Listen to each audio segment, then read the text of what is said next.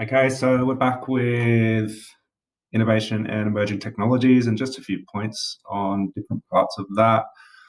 Historical and cultural influences. I mean, they could be technological achievements that have happened throughout history that have kind of brought the design process on and innovation forwards. It takes one sort of innovation to trigger the next one and move forwards. Obviously, that can provide a growth in industry. And I mean, if we're talking about Australia, cultural influences, things like, the country having pride in what it's achieved. Holden Cars is probably a really good example of this.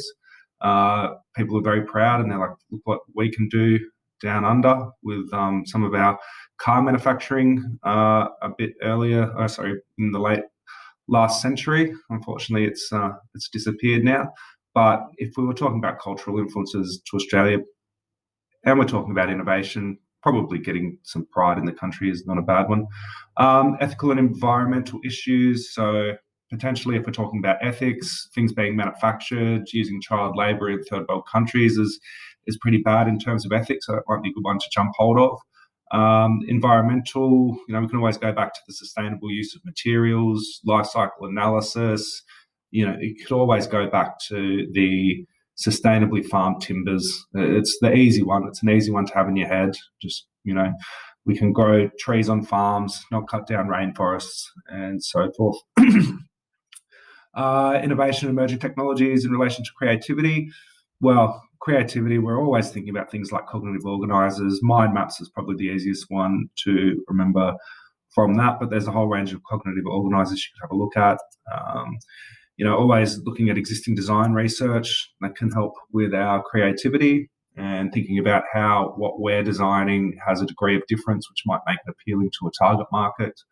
And normal creative techniques like drawing, sketching, computer-aided design, and always evaluating throughout your creative stage, trying to make things better. Okay, so you should know a fail in design and a success in design.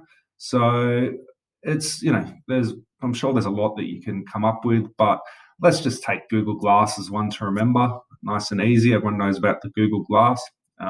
Why was it a fail? Well, it was very expensive for a start. People weren't willing to pay out $1,500 when it first came out for something they didn't know if they wanted. Definitely timing probably wasn't quite where it needed to be.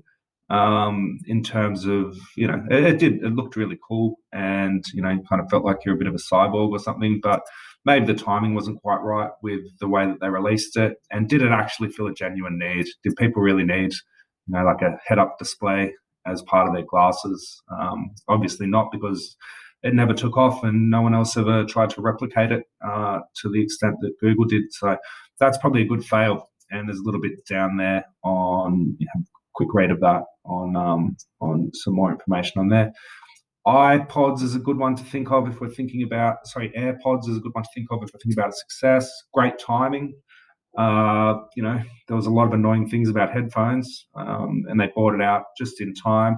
There was a change in technology probably a little bit earlier with Bluetooth devices and things like that. But I guess it was being able to link the two headphones together as well, being able to have small enough batteries to put into the two headphones so they could both have individual power. The marketing was good. Even the name, even the AirPods name was good. Apple's very good at giving things a cool name to make them successful. So, yeah, AirPods could be a success. Google Glass could be your fail if that comes up. Finally, just knowing the design process, identifying the need, coming up with what you're going to investigate, what it's going to take for it to be successful, doing all your planning, being creative, thinking about design factors, researching and experimentation, and then these two are like just Nessa folio stuff, but they do make you think, and obviously evaluating and your prac skills and things like that. So just knowing the process that Nessa likes for the folio is a good thing as well. So that'll wrap it up. I hope that has helped. Some of the things that I've said, just try and keep them in your mind. Maybe go through it. If I've said, maybe use this as an example, just write that example down, do a little bit more research on it or whatever it might be.